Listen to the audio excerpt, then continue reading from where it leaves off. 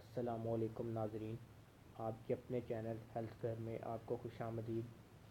ہمیشہ کی طرح آج بھی ہم آپ کے لیے ایک بہت ہی مفید ویڈیو لے کر حاضر ہوئے ہیں۔ ہمارے چینل کو سبسکرائب ضرور کر دیں تاکہ ہماری حوصلہ افزائی ہو سکے۔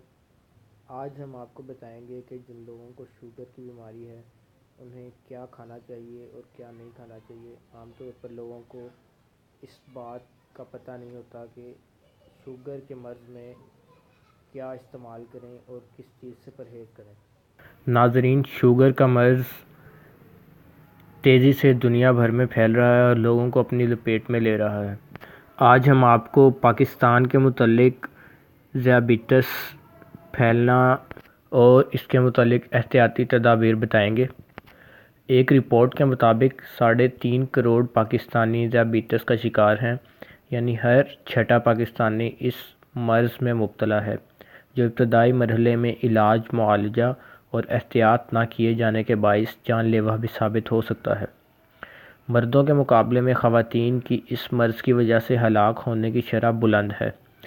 ایک رپورٹ کے مطابق یہ مرض سالانہ پاکستان میں 82,000 خواتین کی جان لے لیتا ہے، جبکہ 36,000 مرد اس کے ہاتھوں زندگی کی بازی ہارتے ہیں۔ صحت مند طرز زندگی اپنا کر ذیابیطس کی افریت سے بچا جا سکتا ہے۔ ورزش کو معمول بنانے کے ساتھ ساتھ خوراک پر توجہ دینا بھی از حد ضروری ہے۔ طبی ماہرین کا کہنا ہے کہ شوگر کے مریضوں کے پیشاب میں شوگر کنٹرول کرنے کے لیے ٹماٹر مؤثر علاج ہے۔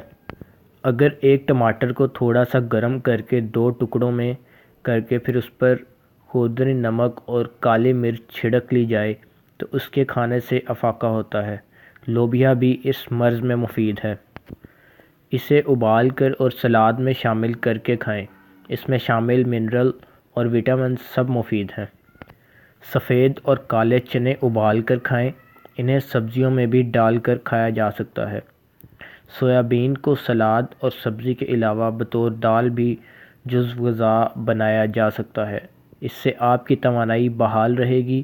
مٹر ابال کر یا گوشت کے ساتھ سالن بنا کر یا پھر سلاد میں ڈال کر کھائیں۔ انہیں بھون یا تل کر اور کباب بنا کر بھی استعمال کیا جا سکتا ہے۔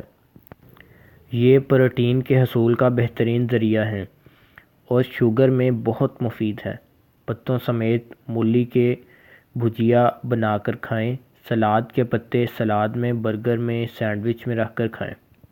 ناظرین، شوگر کی مریض خواتین خالی پیٹ نہ رہیں اور ناشتہ تو ہرگز نہ چھوڑیں، بلکہ مارجین میں تیار دلیہ، براؤن بریڈ، کارن وغیرہ دودھ میں ڈال کر استعمال کریں۔ ناشتہ چھوڑنے سے آپ کا شوگر لیول نیچے آ سکتا ہے۔ نمک میں میگنیشیم سلفیٹ استعمال کریں۔ یہ ایک طرح کا سمندری نمک ہے، شوگر کے مریضوں کے لیے مفید ہے۔ بند گوبھی کو بطور سبزی اور سلاد کے کھائیں۔ بھنڈی کو ادرک اور گرم مسالے کے ساتھ تل کر استعمال کریں۔ اس میں موجود کیلشیم، فاسفورس اور فولاد آپ کو فائدہ دے گا۔ پالک کو مختلف طریقوں سے سلاد، ساگ، پکوڑوں میں ڈال کر کھائیں۔ یہ آپ کے لیے بے حد مفید ہے۔ جتنی بھی سبزیوں میں آپ کو میگنیشیم، کلورین، سوڈیم وغیرہ نظر آئیں، سب کھائیں۔ کلونجی کو بھی کھانوں میں شامل رکھیں۔ یہ بھی خون میں شوگر کی مقدار کو کنٹرول کرتی ہے۔ میتھی دانہ آدھی چٹانک صاف کر کے رات پر بھگو دیں، پھر صبح کو پانی سے مسل کر دھو لیں اور چاولوں میں ملا کر کھچڑی کی طرح نہار منہ کھائیں۔ یہ شکر کی مقدار کم کرتا ہے۔ میتھی کی بھجیا، دلیہ میں میتھی دانہ شامل کر کے کھانا مفید ہے۔ میتھی کا بگھار کھانوں میں لگا کر کھائیں۔ ناظرین، یہ تھی ہماری آج کی ویڈیو۔ امید ہے آپ کو پسند آئی ہوگی۔ ہمارے چینل کو سبسکرائب کرنا مت بھولیے گا۔ اگلی ویڈیو لے کر پھر حاضر ہوں گے، تب تک کے لیے